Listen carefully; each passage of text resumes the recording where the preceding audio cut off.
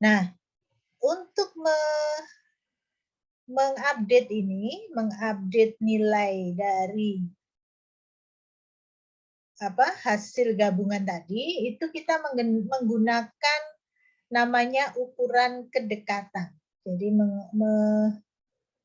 menggunakan kedekatan antar klaster. Jadi operasi kunci dari algoritma itu, algoritma aglomeratif ini, itu adalah aglomeratif ya, maksud saya, itu adalah algoritma untuk menghitung kedekatan antar dua klaster. Nah, ada ukuran kedekatan, jadi beberapa ukuran kedekatan. Yang pertama itu adalah single link, yang kedua adalah complete link, yang ketiga adalah average link, yang keempat adalah mean distance. Oke, nah single link ini maksudnya seperti apa? Bahwa kalau kita mengukur kedekatan dua klaster, sebut saja adalah klaster X dengan klaster Y, di mana di situ pasti ada ukuran kedekatan antar objek di dalam klaster tersebut. Jadi misalkan klaster X itu terdiri dari objek 1, objek 2. Klaster Y itu terdiri dari objek 3, gitu misalkan ya. Maka setiap anggota objek itu akan diukur kedekatannya. Misalkan tadi di X itu ada 1, 2, berarti 1 diukur kedekatannya dengan 3, 2 juga diukur kedekatannya dengan 3. Dengan menggunakan single link, berarti yang kita pilih adalah nilai yang paling minimum. Jadi nilai minimum yang merupakan kedekatan antar objek dalam dua klaster tersebut. Kedekatan antar objek dalam dua klaster tersebut, kita pilih yang nilainya minimum. Nah, kalau complete link itu yang sebaliknya. Jadi, yang dipilih adalah nilai yang paling besar, paling jauh, paling maksimal. Kemudian ada juga teknik ukuran kedekatan yang disebut dengan average link. Nah, kalau average link itu berarti kita mengukur rata-rata kedekatan. Jadi, jarak antar objek dari klaster 1 dengan klaster 2 itu di rata-rata. Ya. Itu adalah average. Kalau mean distance itu menggunakan jarak antara pusat klaster 1 dengan pusat klaster 2. Itu dihitung jaraknya berapa. Saya akan berikan gambaran seperti apa contoh menghitung kedekatan antar klaster dengan menggunakan single link, complete link, average link, dan mean distance. Nah ini adalah contoh untuk ukuran single link. Jadi kalau kita punya dua klaster, di sini sebut saja klaster 1, ini ada klaster 2, dan objeknya itu ada yang hitam-hitam ini. Ya. Ini yang objek 1, saya beri tanda silang misalkan. Sedangkan objek dari klaster 2 itu tanda plus. Ya, misalkan seperti ini. Oke. Nah, maka yang kita gunakan, nilai mana yang kita gunakan untuk mengupdate proximity matrix antara C1 dan C2. Jadi misalkan daerah ini itu adalah C1 dan C2, kita gabungkan. Ini C1, C2 kita gabungkan. Maka nilai ini itu kita peroleh dari nilai yang paling minimal. Jadi kalau kita mau mengukur C1 dengan C2, C1 dengan C2, maka di sini kita pilih jarak yang paling dekat antar dua klaster tersebut. Objek-objek mana yang jaraknya paling dekat.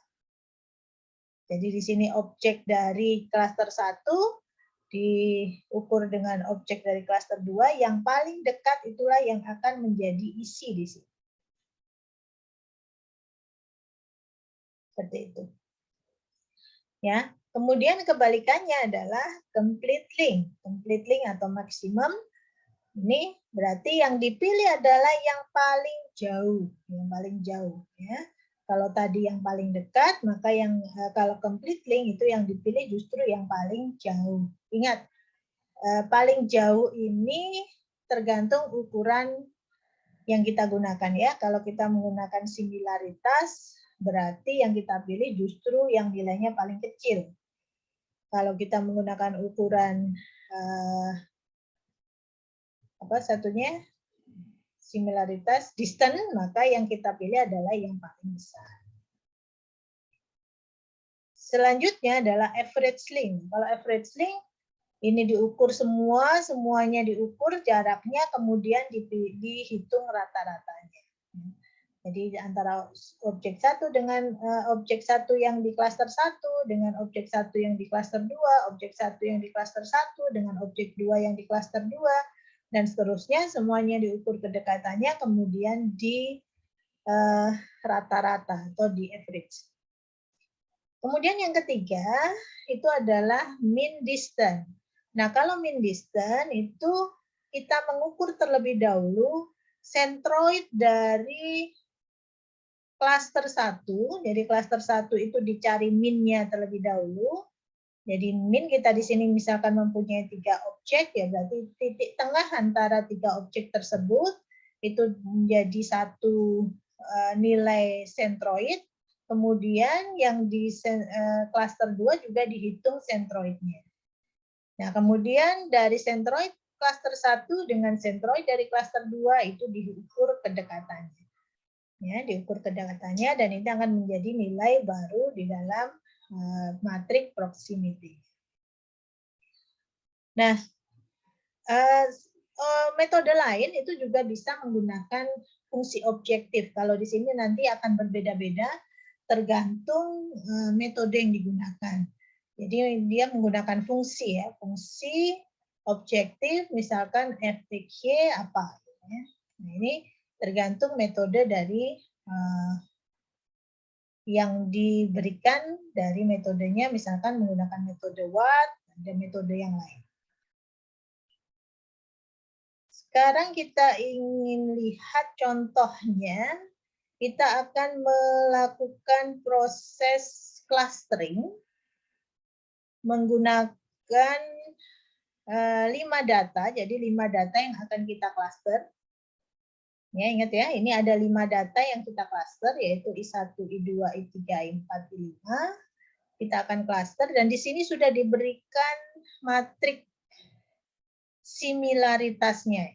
Perhatikan, ini adalah matriks similaritas, bukan matriks distance. Cara mengidentifikasinya bagaimana? Nah, bisa kita lihat dari ciri atau aturan di dalam menentukan ukuran similaritas yang saya jelaskan di pertemuan sebelumnya, bahwa ukuran similaritas ini nilainya antara 0 sampai dengan 1. Semakin besar itu berarti semakin mirip. Nah, semakin besar semakin mirip. Berarti yang paling mirip adalah nilainya sama dengan 1. Nah, kita lihat di matriks ini, ukuran kemiripan antara I1 dengan I1 sendiri itu adalah 1.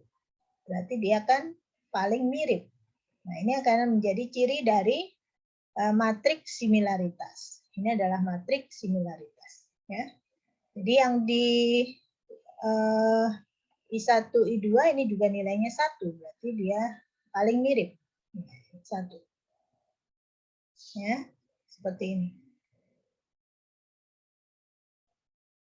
Nah, jadi kalau Anda diberikan sebuah matriks yang di daerah ini namanya diagonal, ya, diagonal ini itu nilainya adalah 1 semua, maka itu adalah pertanda ukuran yang digunakan itu adalah ukuran similaritas. Ya. Ingat ukuran similaritas bahwa semakin besar nilainya semakin dekat, Nah, sehingga dari nilai-nilai lain selain yang ada di tengah ini kita abaikan saja karena tidak mungkin kita gabungkan antara I1 dengan I1 sendiri. Nah, kita yang perhatikan adalah nilai-nilai di selain di daerah ini, di daerah tengah ini. Ya. Nah, dari sini kita bisa lihat bahwa nilai yang paling besar, karena di sini menggunakan similaritas, itu berarti dua titik dikatakan paling dekat, itu kalau nilai similaritasnya paling besar. Nah, paling besar itu berapa? Bisa dilihat di sini, yang paling besar adalah 0,9. Ya.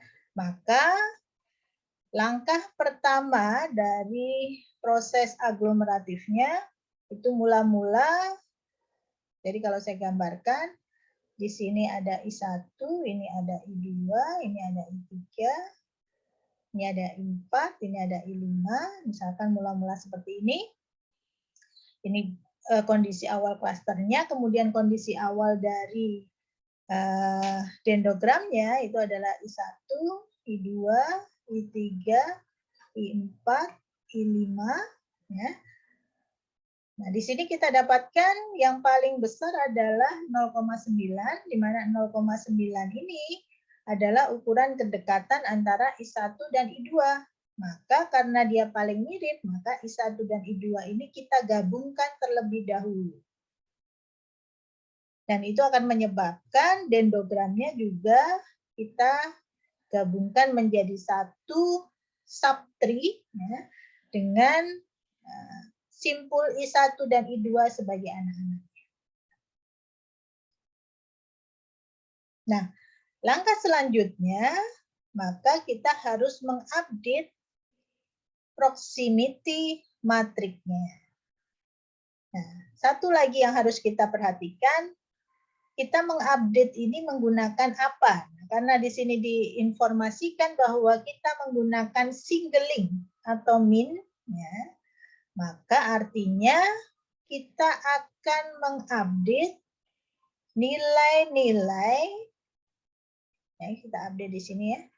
Berarti tinggal nanti akan jadi 4 baris dan 4 kolom. Di mana yang satu berisi 1, 2, kemudian 3, di sini 4, di sini 5, di sini 1, 2, ini 3, ini 4, ini 5. Nah, seperti ini. Nah, berapa nilainya ini? Nah, yang perlu kita perhatikan adalah yang pada baris 1, 2 dan kolom 1, 2. Yang lain sama ya. Jadi contohnya untuk yang di sini 3 dengan 3 sama, 4 dengan 4 sama, ini juga sama, ini juga sama 1. Kemudian mana 3 dengan 4 sama ya, jadi tidak berubah. 3 dengan 4 tinggal kita update lagi. 3 dengan 5, ini juga tidak perlu kita rubah. 4 dengan 5, ini juga tidak perlu kita rubah. Ya, jadi kalau ini sudah kita isi, tinggal kita kopikan di bagian sini. Ingat, sifatnya matrik ini adalah simetris. Jadi simetris artinya I3 dengan I4 jaraknya atau similaritasnya akan sama dengan I4 dengan I3. Nah, sehingga yang perlu kita update adalah ini. 1, 2, 3, 4, 5, 6. Jadi ada 6 bagian yang harus kita update. Nah, update-nya bagaimana? Kita lihat satu persatu. Kita lihat yang di sini, ya, yang di sini itu adalah kita mengukur kedekatan antara klaster 1, 2 dengan klaster 3. Di sini, klaster 1, 2 dengan klaster 3. Di klaster 1, 2 itu ada 2 objek, ada 2 titik, yaitu I1 dan I2. Sedangkan di klaster 3 itu hanya ada 1 objek. Maka kita harus mencari mana yang paling dekat apakah I1 dengan I3 ataukah I2 dengan I3. Nah, I1 dengan I3 dengan I2 dengan I3 itu yang kita bandingkan. Mana yang paling dekat? Ingat, karena kita menggunakan single link, maka kita cari yang paling dekat. Dan karena kita menggunakan ukuran similaritas, ukuran yang dikatakan paling dekat itu kalau nilainya paling besar. Oke ya, kita lihat sekarang. I1 dengan I3 dibandingkan dengan I2 dengan I3. Kita lihat pada matriks sebelumnya. I1 dengan I3 itu similaritasnya 0,1. I1 dengan I2 dengan I3 itu similaritasnya itu adalah 0,7. Maka mana yang paling dekat? Karena kita menggunakan ukuran similaritas, maka yang paling dekat itu adalah 0,7. Sehingga nilai baru ya yang merupakan ukuran kedekatan antara klaster 1, 2 dengan klaster 3 itu adalah 0,7. Ya. Dengan cara yang sama, kalau ini sudah ketemu 0,7 maka tinggal kita kopikan ke sini. Ya, simetris. Dengan cara yang sama, kita juga bisa mengukur berapa sekarang kedekatan antara klaster 1, 2 dengan 4. Klaster 1, 2 dengan 4 adalah ini. Nah, klaster 1, 2 di sini sama, mengandung objek 1 dan objek 2, sedangkan klaster yang 4 hanya mengandung 1. Artinya, kita akan mencari mana yang paling dekat, apakah 1 ke 4 atau 2 ke 4. Nah, kita lihat sekarang 1 ke 4 itu adalah 0,65, 2 ke 4 itu adalah 0,6. Mana yang paling dekat? Ingat, karena menggunakan similaritas. Sekali lagi, similaritas itu akan dikatakan paling dekat kalau nilainya paling besar. Sehingga mana yang paling dekat? Ya 0,65. Berarti di sini nilainya menjadi 0,65. Tinggal kita kopikan ke sini 0,65. Dengan cara yang sama, di sini kita berarti mencari nilai kedekatan antara klaster 1, 2 dengan klaster 5. Klaster 1, 2 dengan klaster 5. Di sini sama, kita berarti mencari mana yang paling dekat, apakah jarak antara 1 dengan 5 atau jarak antara 2 dengan 5. Antara 1 dengan 5 ini nilainya 0,2, 2 dengan 5 nilainya 0,5. Berarti mana yang paling dekat? Paling dekat adalah 0,5.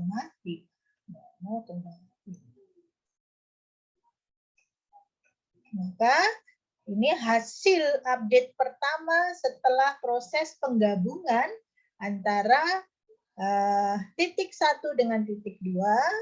Ya, kita akan mendapatkan bentuk dari proximity matrix yang seperti ini.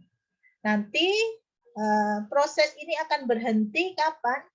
Kalau semuanya sudah tergabung menjadi satu dan di proximity matrixnya tinggal 2 baris ya. 2 baris dan 2 kolom. Jadi sudah tidak ada yang bisa digabungkan lagi. Gitu ya. Oke. Nah, ini hasilnya nanti akan seperti ini ya. 1, 2, kemudian nanti diulang lagi nih ya. Jadi nanti diulang lagi dengan melihat proximity matrix yang baru, mana yang paling besar? Oh, yang paling besar di sini adalah 45, maka 45 akan digabungkan terlebih dahulu. Jadi 45 akan digabungkan terlebih dahulu, sehingga di sini 45 akan bergabung. Nah, cara mengupdate matriknya sama. Nanti prosesnya nanti seperti itu. Kemudian setelah 45 nanti ternyata yang paling dekat adalah 1, 2 dengan 3. Nah, nanti akan menjadi seperti itu. Nah, jadi itu yang disebut dengan hierarchical clustering. Jadi prosesnya bertahap ya, jadi bertahap dan bisa digambarkan dengan grafik hierarki. Nah ini ya, ini contohnya. Jadi 1, 2 digabungkan dulu, ini contoh yang lain. Ini contoh yang lain. Nah seperti itu.